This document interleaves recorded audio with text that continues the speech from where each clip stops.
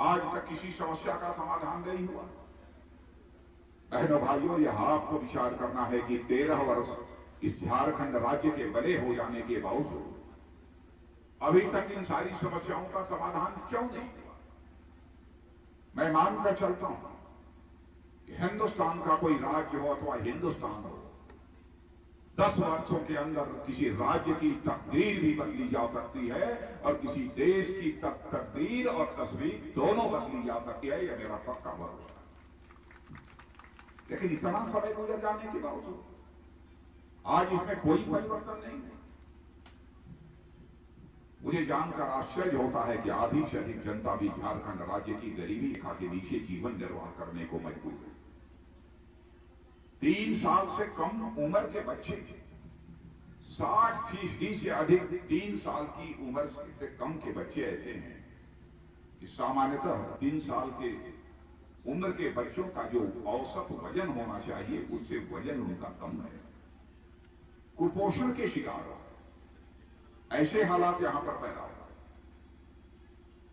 आप ये जरूर ये जानना चाहेंगे कि आपकी भी थोड़े समय यहां सरकार रही है, लेकिन बहनों भाइयों, झारखंड में हमारी सरकार रही है तो बहुत ही थोड़े समय के लिए सरकार रही है। अस्थायी सरकार कभी झारखंड की जनता ने भारतीय जनता पार्टी को झारखंड में नहीं दिया। मैं आपको विश्वास दिलाना चाहता हूं कि जिस दिन पूर्ण बहुमत के साथ झारखंड की विधानसभा में आप भारतीय जनता पार्टी की सरकार बना देंगे, 10 वर्षों के अंदर हम इस झारखंड का कायाकल्प करके दिखाएंगे, यहां की समस्याओं का समाधान करेंगे। अस्थायी सरकार हिंदुस्तान के जिन जिन राज्यों में आप लोगों ने दी है, बहुमत के साथ दी है। जाकर कोई वहां देखे, चला जाए वो नरेंद्र भाई मोदी का गुजरात, उसे देख ले। बीमारू राज्य माना जाता था मध्य प्रदेश, बीमारू राज्य माना जाता था छत्तीसगढ़। छत्तीसगढ़ और मध्य प्रदेश तो आपके नजदीक है, जाकर उसे देख लीजिए। बहनों भाइयों, जो मध्य प्रदेश और छत्तीसगढ़ बीमारू राज्य माना जाता था, आज वह बीमारू राज्यों की श्रेणी में नहीं खड़ा है। छत्तीसगढ़ और मध्य प्रदेश दोनों ऐसे राज्य हैं जहां पर गांव में भी 24 घंटे की बिजली मुहैया कराई जा रही है। ऐसे राज्य भारतीय जनता पार्टी ने अपने 8 से लेकर 10 वर्षों के शासनकाल पे खड़े किए। यह काम यहां क्यों नहीं हो सकता? गुजरात के बारे में तो मुझे कहना ही नहीं है। यदि मैं प्रशंसा करूंगा तो आप ये कहेंगे गुजरात में भाजपा की सरकार है इसलिए आप उसकी प्रशंसा कर रहे हैं। लेकिन बहनों भाइयों, इस कारण मैं प्रशंसा गुजरात की नहीं करना चाहता। राजीव गांधी फाउंडेशन का नाम आपने सुना होगा। राजीव गांधी फाउंडेशन की अध्यक्ष कांग्रेस की अध्यक्षा श्रीमती सोनिया गांधी हैं। 2008 में गुजरात राज्य के विकास की सराहना यदि सबसे पहले यदि किसी ने की है तो सोनिया गांधी जिस राजीव गांधी फाउंडेशन के अध्यक्ष हैं, उस राजीव गांधी फाउंडेशन ने गुजरात के विकास की सराहना की है। इतना ही नहीं, जो अमेरिका नरेंद्र भाई मोदी को वीजा देने में आनाकानी करता था ताकि नरेंद्र भाई मोदी वहां न पहुंचने पाए, उस अमेरिका के पार्लियामेंट की एक रिसर्च कमेटी ने अपने पेपर में कहा है कि सचमुच यदि विकास किसी को देखना है इसे हिंदुस्तान में, तो उसे गुजरात की धरती पर जाकर विकास देखना चाहिए। यह भारतीय जनता पार्टी का करिश्मा। इस देश में परिवर्तन यदि कोई राजनीतिक पार्टी ला सकती है बहनों भाइयों, तो केवल और केवल भारतीय जनता पार्टी ला सकती है। 67 वर्षों में 55 वर्षों तक अखंड हुकूमत कांग्रेस ने इसे हिंदुस्तान में किया। आज भी झारखंड मुक्ति मोर्चा, कांग्रेस, इन सब राजनीतिक पार्टियों की सरकारें काम कर रही हैं। केंद्र में भी कांग्रेस की सरकार है। क्या इतना धन यहां पर मुहैया नहीं कराया जा सकता कि झारखंड का पर्याप्त विकास हो सके? बराबर यहां पर अस्थायित्व का संकट पैदा करने का काम भी किसी ने किया है तो कांग्रेस ने ही किया है। इसी कारण संकट यहां पर गहरा हुआ है। और कांग्रेस 55 वर्षों तक इस देश में सरकार चलाने के बावजूद झारखंड की बात तो चाहिए, देश की गरीबी, देश की बेरोजगारी, देश की कंगाली, किसी समस्या का समाधान नहीं कर पाए। मैं आपसे पूछना चाहता हूं, महंगाई का असर आपके ऊपर है कि नहीं है? लेकिन मैं एक बात बोलने जा रहा हूं, मेरी बात यदि गलत हो तो ताली मत बजाइएगा, बात यदि सही हो तो ताली बजाइएगा बहनों भाइयों। क्या यह सच नहीं है कि आजाद भारत के इतिहास में लगातार 6 वर्षों तक महंगाई को पूरी तरह से बांधे रखने में यदि किसी भारत माता के लाल ने सफलता प्राप्त की है तो उस भारत माता के लाल का नाम है अटल बिहारी वाजपेयी, जिन्होंने लगातार 6 वर्षों तक महंगाई पर पूरी तरह से नियंत्रण बनाकर रखा। सोनिया जी, मैं आपसे पूछना चाहता हूं, डॉक्टर मनमोहन सिंह जी, आपसे पूछना चाहता हूं, क्या कारण है जब जब सरकार आपकी आती है तब तब महंगाई तेजी के साथ बढ़ने लगती है? बहनों भाइयों, महंगाई बढ़ती है तो आपकी बदकिस्मती से महंगाई नहीं बढ़ती है, महंगाई बढ़ती है तो आपके दुर्भाग्य से महंगाई नहीं बढ़ती है, महंगाई बढ़ती है तो कांग्रेस के कुकर्मों के कारण महंगाई बढ़ती है, इनकी गलत आर्थिक नीतियों के कारण, गलत आर्थिक नियोजन के कारण और भ्रष्टाचार के कारण महंगाई बढ़ती है। क्या आपको मालूम है 5.5 लाख करोड़ रुपए से अधिक का भ्रष्टाचार, 5.5 लाख करोड़। मैं तो अपने प्रेस के मित्रों से भी कहना चाहूंगा कि मेरी यदि कोई बात गलत हो तो लिख देंगे कि मैंने जनता को गुमराह किया। बहनों भाइयों, जीवन यदि राजनीति की है तो जनता की आंखों में धूल झोंक कर राजनीति नहीं है, बल्कि जनता से आंखों में आंख डालकर मैंने राजनीति की है। इसलिए मैं यह बात करता हूं। 5.5 लाख करोड़ रुपए का भ्रष्टाचार, शायद उसका थोड़ा अंश भी झारखंड के विकास पर कांग्रेस की सरकार ने खर्च कर दिया होता तो झारखंड की सारी समस्याओं का समाधान हो गया। सबसे बड़ा कारण महंगाई बढ़ने का यह भ्रष्टाचार है। और मैं आज आपको यकीन दिलाकर जाना चाहता हूं मेरे बहनों भाइयों, जिस दिन केंद्र में भारतीय जनता पार्टी की सरकार बन जाएगी, मैं दावा नहीं करता कि महीने के अंदर महंगाई को नियंत्रित कर देंगे, लेकिन यह भरोसा दिलाकर जाना चाहता हूं 6 महीने से लेकर 1 साल के अंदर महंगाई को पूरी तरह से हम रोक देंगे। यह आपको भरोसा दिलाकर जाना चाहता हूं। अपने कार्यकाल में महंगाई को बढ़ने नहीं देंगे, बेतहाशा नहीं बढ़ने देंगे, थोड़ी बहुत ऊपर नीचे हो जाए यह तो चलेगा, लेकिन कभी भी हम बेतहाशा नहीं बढ़ेंगे। यहां पर हमारे बड़ी संख्या में नौजवान हैं, जिन नौजवानों से मैं कहूंगा जो नौजवान हो, पढ़ाई लिखाई कर चुके हों, योग्यता, प्रतिभा, क्षमता हासिल कर चुके हैं, ऐसे नौजवान, और आज वह दर अपने मजबूत हाथों के लिए रोजगार की तलाश में भी भटक रहे हैं। कितने नौजवान हैं, जरा हाथ उठाइए तो देखना, बताइए। जैसे लगता है कि सारी यह नौजवानों की ही यहां पर सभा है, इनको रोजगार नहीं मिला। मैं जो आंकड़ा देने जा रहा हूं बहनों भाइयों, ये मेरा आंकड़ा नहीं है, मेरा आंकड़ा नहीं है, यह कांग्रेस की सरकार की एक एजेंसी है जिसका नाम है National Sample Survey Organisation. National Sample Survey Organisation ने अपने एक आंकड़े में कहा है कि जब यहां पर भाजपा की सरकार थी 6 साल 98 से लेकर 2004 तक 1,72,00,000 रोजगार के नए अवसर सृजित हुए थे। लेकिन जब मनमोहन सिंह जी की और सोनिया जी की सरकार आ गई तो उसके बाद 2004 से लेकर 2010 तक केवल 27 लाख रोजगार के नए अवसर सृजित हुए। क्या ऐसी सरकार इस देश में होनी चाहिए? मैं अपने इस हिंदुस्तान के सारे नौजवानों को भरोसा देना चाहता हूं कि मेरे नौजवानों, मैं दावा तो नहीं करता कि 5 वर्ष के अंदर सारी बेरोजगारी का हम समस्या का समाधान कर देंगे, लेकिन 5 से लेकर 7 वर्षों के अंदर इसे हिंदुस्तान में ऐसे हालात पैदा कर देंगे ताकि हमारे देश का नौजवान अपने भविष्य के प्रति पूरी तरह से आश्वस्त हो जाए। हमें कोई चिंता करने की जरूरत नहीं। मेरे नौजवानों, आप जानना चाहते होंगे क्या आप सबको सरकारी नौकरी मुहैया करा देंगे? नहीं, नहीं कराएंगे सबको सरकारी नौकरी मुहैया, इतना पैसा सरकार के पास नहीं है। लेकिन हां, हम ऐसी पढ़ाई लिखाई कराएंगे 6 महीने, 8 महीने, 10 महीने की स्किल डेवलपमेंट, उनके अंदर कुशलता विकसित करने के लिए ऐसा प्रशिक्षण देंगे। जो भी नौजवान अपना रोजगार करना चाहता है लेकिन उस नौजवान के पास पैसा नहीं है कि अपना रोजगार चला सके, अपना नया रोजगार यदि खोल सके, तो उसे 2%, 3% ब्याज दर पर हम बैंकों से कर्ज मुहैया कराएंगे और जो वह माल तैयार करे उसकी मार्केटिंग की मुकम्मल व्यवस्था करेंगे और जो हम माल तैयार करें वह माल की क्वालिटी अच्छी हो, इसे सुनिश्चित किए जाने की भी मुकम्मल हम व्यवस्था करेंगे।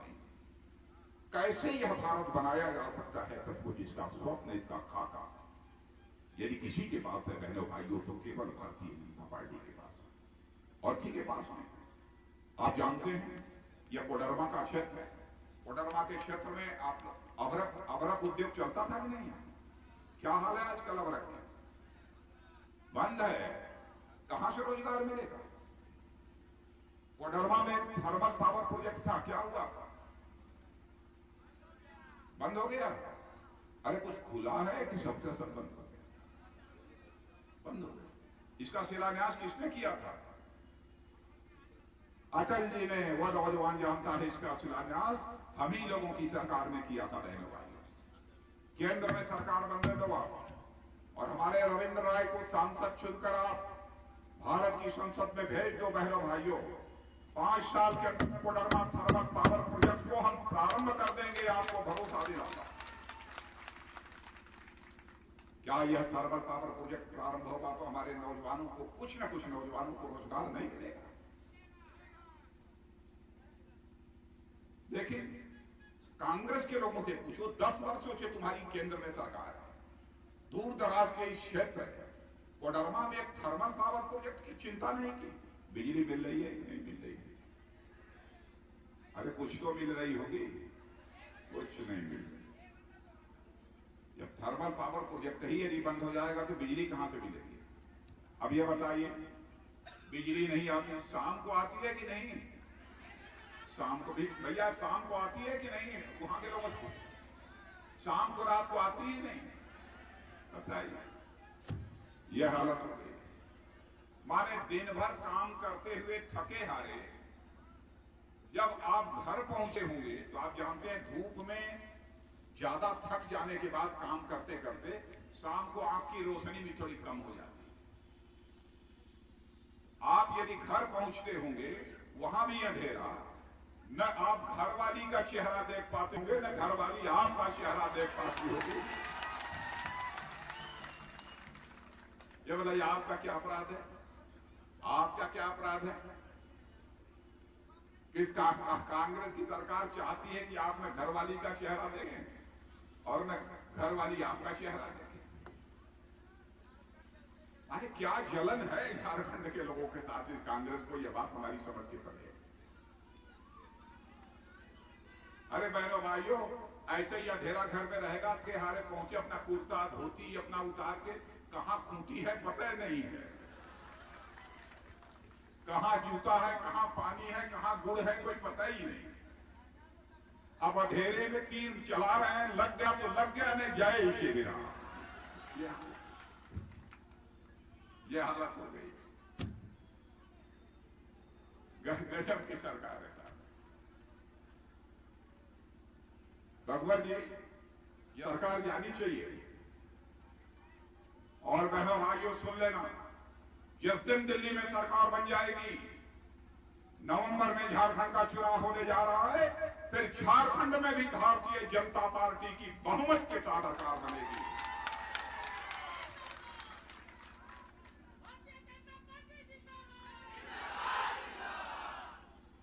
अच्छा भैया, बगोदर सिंचाई परियोजना का क्या हुआ है? वो भी गया है, पानी वो आ रहा है, सूख गई है। ये कहां सरकार है यहां की नहीं है? नहीं है। क्या बहनों भाइयों, ऐसी ही सरकार दिल्ली में अथवा रांची में चलनी चाहिए। लोकतंत्र में वोट देने की सबसे बड़ी यदि ताकत किसी के हाथ में होती है बहनों भाइयों, इस देश की जनता में होती है, चाहे वह कितना ही गरीब क्यों न हो। चाहे वो कितना बड़ा धनवान क्यों न हो। सबके वोटों की कीमत समान होती है। केवल वोट एक ऐसी चीज है, चाहे कितना भी बड़ा पूंजीपति अंबानी, टाटा, बिरला क्यों न हो, और साथ ही साथ नीचे काम करने वाला हमारा एक गरीब, आदिवासी, अनुसूचित वर्ग का हमारा भाई क्यों न हो, सबके वोट की कीमत। क्या आप इस तख्त को नहीं बदल सकते हैं? क्या इस सरकार को आप नहीं बदल सकते हैं? आपके अंदर वह कुव्वत नहीं है? सड़कें बन गई कि नहीं? सड़कें बन गई हैं कि नहीं? कमर कमर में कोई चोट वोट तो नहीं लगी चलते समय? सही सलामत चलते हैं? सड़क भी नहीं बनी, बिजली भी नहीं आ रही है, नहर में पानी भी नहीं आ रहा, तो आ क्या रहा है? कुछ नहीं आ रहा है। क्या आ रहा है? क्या हो रहा है? अच्छा अच्छा, बिजली नहीं आ रही है, बिजली का बिल आ रहा है। तब क्या, तो मजा लीजिए। अरे भाई, यहां सांसद रहे होंगे, कुछ किया हुआ कि नहीं? अब देखिए, हमारे अमित यादव हैं। अमित यादव हमारा विधायक, बहुत तेज तलवार नौजवान विधायक, और मैं सच बताऊं, केवल यहां भाजपा की सरकार रही होती, अब तक पता नहीं यहां पर कितना विकास हमारे अमित यादव ने कर दिया होता। मैं यह बात विश्वास के साथ में कह सकता हूं, क्योंकि स्वयं सरकार चिंता करती है। आप ये कहेंगे कैसे आप ये बात बोल रहे हैं, तो मैं बताता हूं। ये हिंदुस्तान में जो चौड़ी चौड़ी सड़कें आपको दिखाई दे रही हैं चारों तरफ, केवल झारखंड में नहीं, सारे सारे हिंदुस्तान में जो चौड़ी चौड़ी सड़कें दिखाई दे रही हैं, भारत के इतिहास में पहली बार 4 लेन, 6 लेन, 8 लेन की चौड़ी चौड़ी सड़कें बनाने का यह सिलसिला यदि किसी ने प्रारंभ किया है, तो केवल हमारे नेता अटल बिहारी वाजपेयी ने प्रारंभ किया है। सांसद कोई रहा हो, सांसद कोई रहा हो, विधायक कोई रहा हो, यदि मुख्यमंत्री और प्रधानमंत्री की नीयत साफ है, उसके पास दृष्टि है, काम करने का कन्विक्शन, संकल्प है, तो बहुत बड़ा परिवर्तन ला सकता है। इसलिए इन सब सारी चीजों की आपके सामने मैं चर्चा कर रहा हूं। बहनों भाइयों, यह सरकार बहुत कमजोर है। अच्छा, ये बताइए कि आपके जीवन में सबसे बड़ी चीज क्या है? पैसा कि मान सम्मान स्वाभिमान? मान सम्मान स्वाभिमान। बहनों भाइयों, भले ही हमारा कोई नौजवान झोपड़ी में क्यों न रहा, गरीब मां की कोख से क्यों न पैदा हुआ, भले ही उसे खाने के लिए एक समय की रोटी ही क्यों न मिलती, लेकिन बड़े से बड़ा पूंजीपति कोई आकर यह कह दे तुम गरीब हो, झोपड़ी में रहते हो, खाने के लिए तुम्हें रोटी नहीं मिलती है, चलो मैं तुम्हारे नाम से एक बिल्कुल बहुत बड़ा शानदार 5 स्टार 7 स्टार होटल लिख देता हूं, एक राजमहल तुम्हारे नाम से लिख देता हूं। मैं समझता हूं यह बात सुनने के बाद स्वाभाविक रूप से उसके मन के अंदर एक लालच और लोभ पैदा हुआ। लेकिन वहीं पर यदि कोई धन्ना सेठ जाकर यह कहे, एक शर्त है, दूंगा सब कुछ, लेकिन सवेरे जब तुम बिस्तर से सोकर उठोगे तो तुमको इसी कोडरवा के चौराहे पर खड़ा करके धीरे धीरे तुम्हारी खोपड़ी पर 2 चप्पल लगाए जाएंगे। भले ही वह नौजवान गरीब मां की कोख से क्यों न पैदा हुआ हो, भले ही वह नौजवान झोपड़ी में क्यों न रहता हो, उसका स्वाभिमान जाग उठेगा और ललकारते हुए धन्ना सेठ को कहेगा, ऐ धन्ना सेठ, तुम वापस जाओ, तुम्हारे महल को मैं ठोकर मारता हूं, लेकिन अपनी खोपड़ी पर कभी जूता नहीं खा सका हूं। इसे हम कहते हैं स्वाभिमान की भावना। चंद्रशेखर आजाद, सरदार भगत सिंह, खुदीराम जैसे, बोस जैसे नौजवानों ने, बहनों भाइयों, इसी स्वाभिमान, राष्ट्रीय स्वाभिमान की भावना के कारण ही हंसते हंसते फांसी के फंदे को लिया, तब जाकर यह भारत आजाद हुआ। स्वाभिमान सबसे प्रबल भावना होती है। आज क्या हो रहा है? हमारे पड़ोसी देश पाकिस्तान का सेना का जवान भारत की सीमा में घुस जाता है, हमारे नौजवानों की हत्या करता है, हत्या करने के बाद उसके शरीर को कुचल डालता है, और एक नौजवान की हत्या करने के बाद उसका सिर धड़ से अलग करके अपने साथ ले जाता, टेलीविजन पर उसे दिखाया जाता, और हमारे प्रधानमंत्री मनमोहन सिंह जी हाथ पर हाथ धरे बैठे रहते हैं। कभी चीन हमारे किसी काफिली घाटी पर अपना दावा पेश करता है, कभी अरुणाचल जो भारत का हिस्सा है उस पर दावा पेश करता है, फिर भी हमारे डॉक्टर मनमोहन सिंह जी हाथ पर हाथ धरे बैठे रहते हैं। अरे डॉक्टर मनमोहन सिंह जी, मैं आपसे कहना चाहता हूं, हमारे भारत के सेना के जवानों को कमजोर मत समझो। एक बार हमारे भारत के सेना के जवानों को खुला हाथ छोड़ दो, दुनिया की कोई ताकत नहीं है कि भारत की ओर आंख उठाकर देखने का साहस।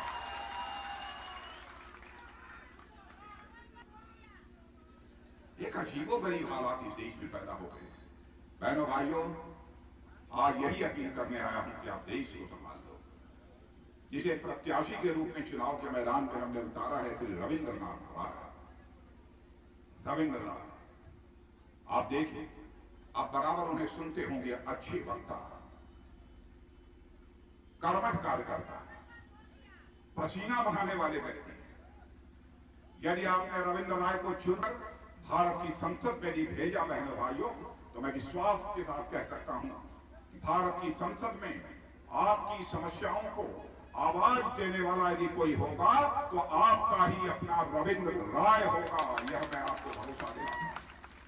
प्रभावी तरीके से कैसे अपनी बात रखी जा सकती है, इसकी कला रविंद्र राय है। और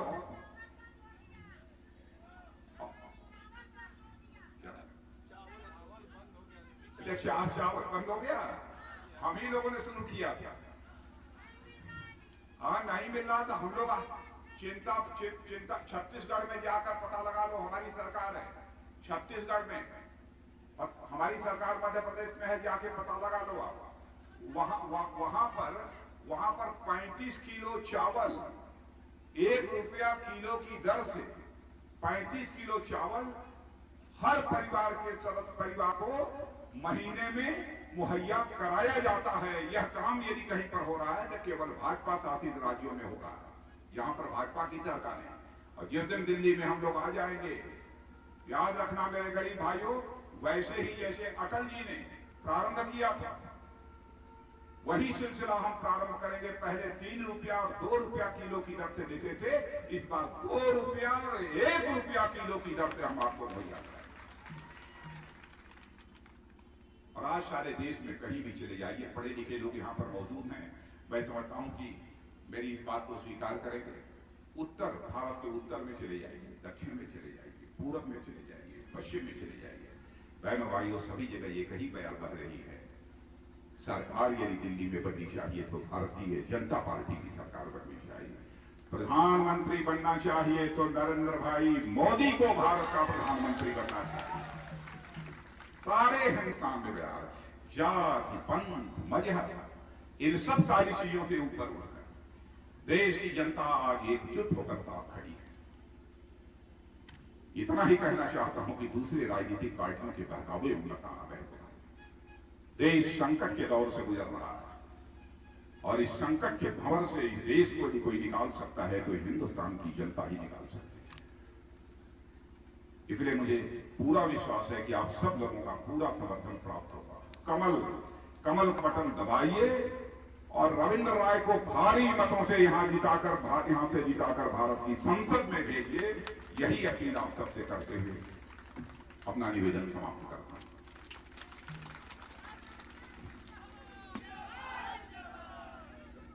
आप सबों को बधाई देते हुए, धन्यवाद देते हुए सभा की मोदी जिंदाबाद। अच्छा, बहुत अरे भाई हो गया। कैसा रिस्पॉन्स मिल रहा है? बहुत अच्छा रिस्पांस है, आपने देखा, बहुत बढ़िया रिस्पांस। एक सवाल, हर हर मोदी के बाद अब देवी के मंत्र पर विवाद पैदा हो गया।